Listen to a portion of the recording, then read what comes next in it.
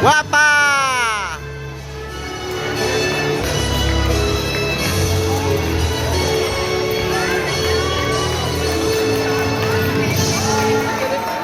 In mixed, junior, and middle-age category in nominations, variety dance, neoclassical dance, and classical dance on point technique, they took all first places. Academia de Danza Alira.